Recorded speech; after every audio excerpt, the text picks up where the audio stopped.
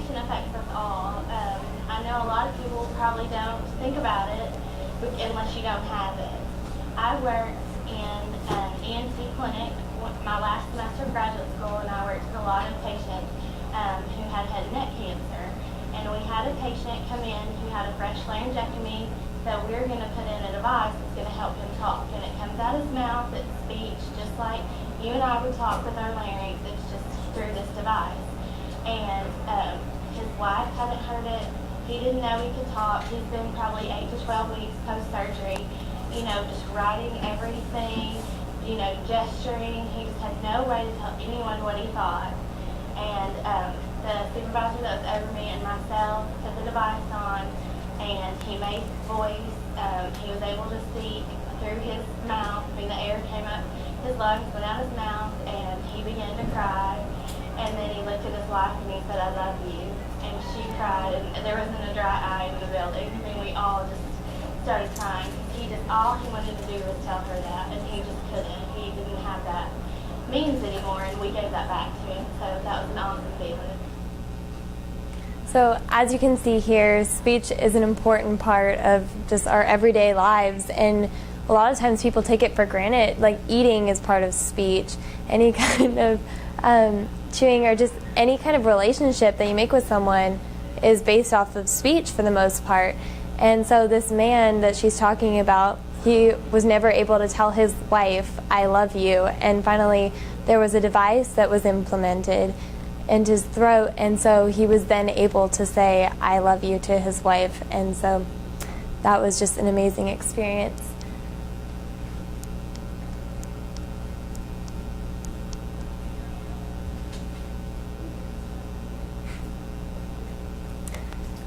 My name is Peyton Shawn, and my topic is speech-language pathology. I'm 18 years old, and I'm a senior at Frisco High School. I'm the youngest of three. My brother is 19 at Texas A&M, and my sister Gloria is 27 and lives in New York with her family. So this is my second year in ISM. Last year, I actually studied biomedical engineering, which is a totally different topic from this. The way that I came to discover this topic was that I realized that I wanted to do something that involved both my brain and my heart in a big way. And so I started looking into ways that biomedical engineering devices are implemented into other fields and seeing what those fields were like. So that's how I found speech pathology, is because there's cochlear implants, and there's the device that you just heard about that went into the man's larynx, and other things along those lines that will all, they're all new innovations to help people. So another thing about me is that I have a cat that wears a cape and a dog named Prince, and from a young age I learned the importance of being organized, being that my parents divorced when I was 3 years old. So I had to learn how to switch houses back and forth. And I've always been known as the helper, from wanting to sweep with my dad when I couldn't even reach the top of the broom, to wanting to climb on the roof to help put up Christmas lights. And I did all those things and was passionate about all of them, just as I carry that passion into my life now with everything that I do. So being a member of Student Council, National Honor Society, HOSA, and many other things is not an easy task, balancing all this, but I don't see these as a burden because it's all part of the growth of my character. So the way that I found ISM was my sophomore year. I saw a fellow flute player that was a senior. She was carrying around a prosthetic leg at school, and she had created it herself. Her name is Brianna Heath, and I was quick to march up to her and ask her what kind of class she got herself into to do something like that. And right away she told me all about ISM, and she saw the light in my eyes, and she dragged me to Coach Goff's room, even though I was like, no, I don't want to go in. I don't know her. She dragged me in, and I shook her hand, and from that moment I knew that this was a safe place and that I was destined to find my passion here and just get my foot in the door, just like Coach Goff always says. So this year, at the beginning of the year, I wasn't sure if I wanted to do occupational therapy or speech therapy. So I started going on interviews with both fields to try to figure that out. So my first interview was with Liz Belletti, who's actually a wife of my band director here at Frisco High School. And she works at Kids Speak Dallas and is a speech pathologist there. She was actually a music major in college, and she realized halfway through that that she was destined to work with kids and wanted to help people in a big way. So she joined the speech pathology field and loves to see the kids grow, and she gave me the advice to maintain my grades so that I can get into a good graduate school after college, because the undergraduate degree for this field isn't necessarily as important that it's the same topic as your graduate degree. So that way I learned from this that if you major in music for undergraduate degree, for a graduate you might be able to do more music specific things, or like if you're an actor, then you can do voice coaching, and if you're a gymnast, then you know more about the body and the anatomy of the body, and so you can work to specialize in things like that.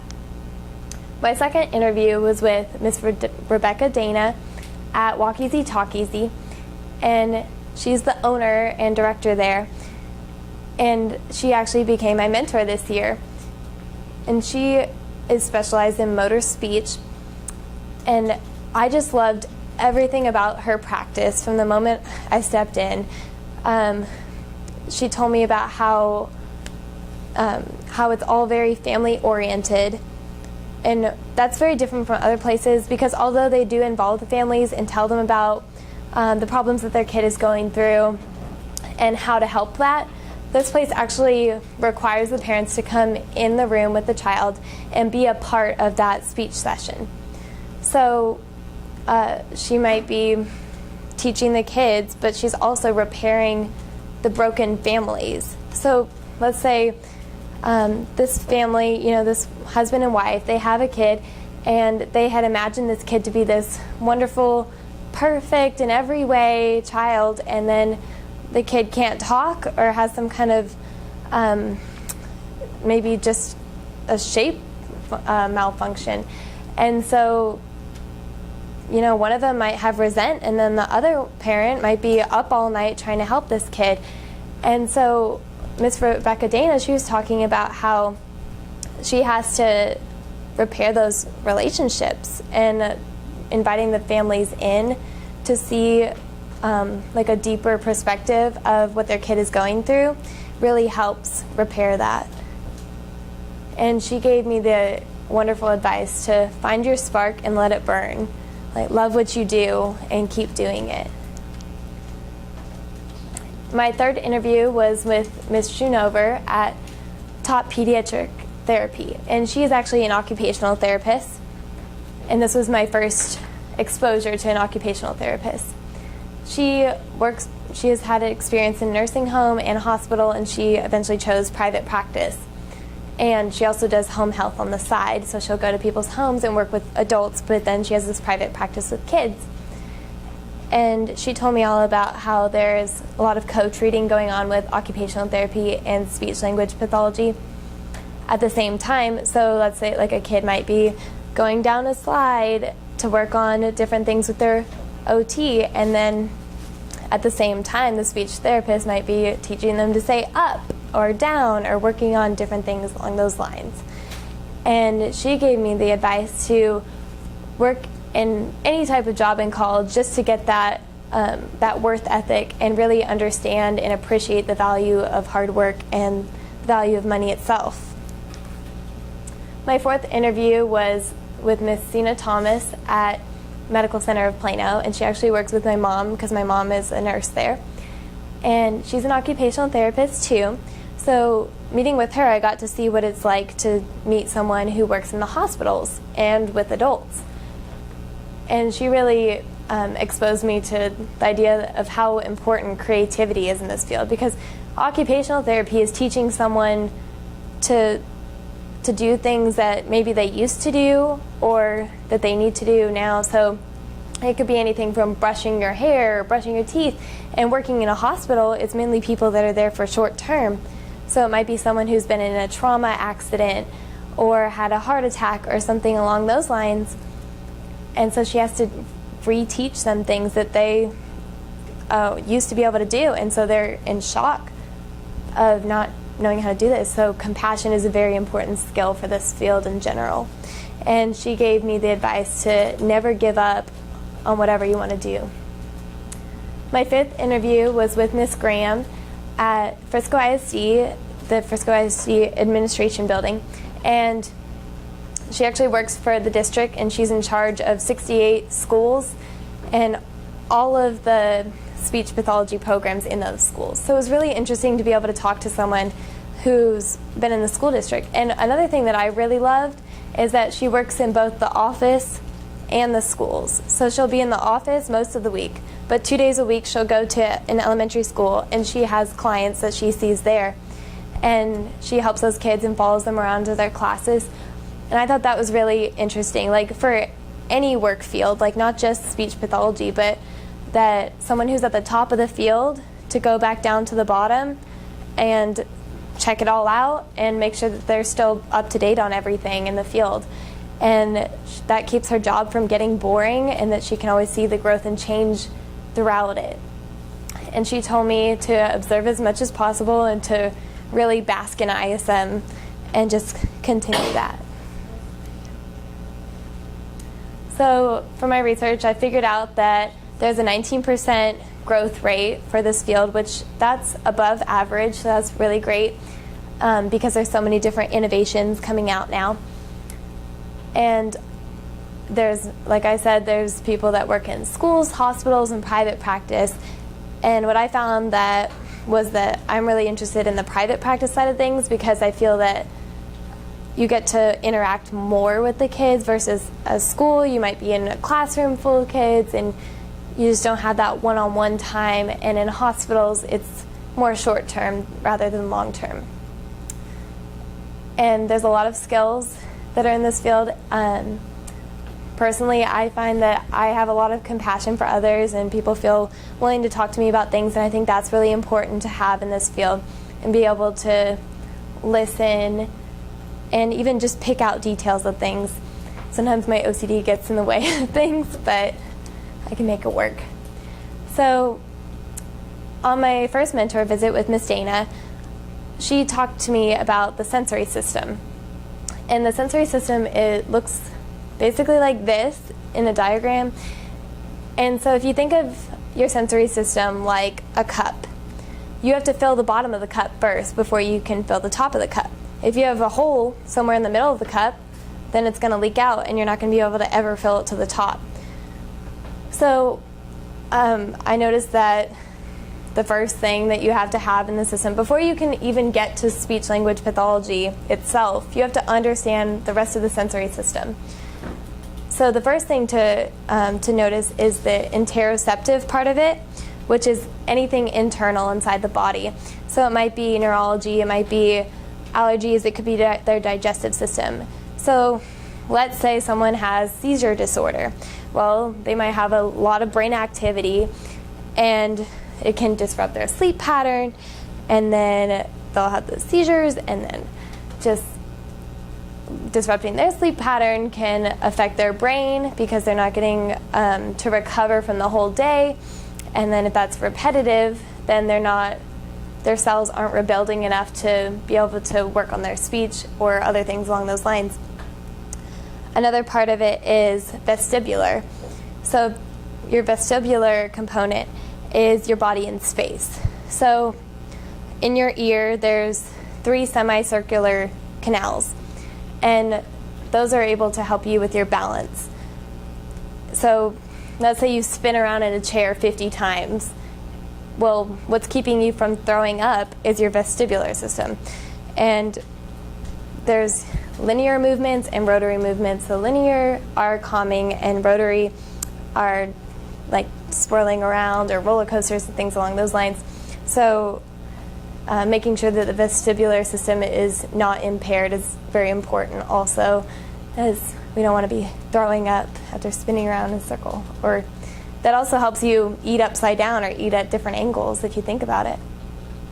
So proprioceptive is your joint compression and extension, which is any kind of jumping or walking, anything that compresses your joints and then extends them.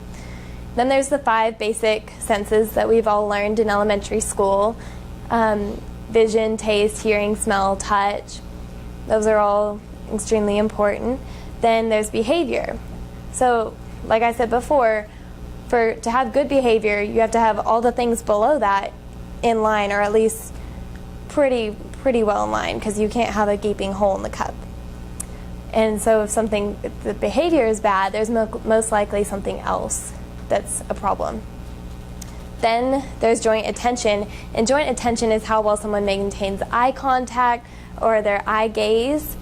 So they might be distracted easily, or they might just be shy and not want to look at you because they're too scared. So understanding all of these things is very important, because without these things in line, you can't focus on the speech language itself. I even noticed on my on my mentor visits, that Miss Dana some of the kids who had crazy joint attention, she had to just hold their face still and get them to look at her to have them understand what she was trying to say. So it's really interesting to compare all of these things to the field itself, and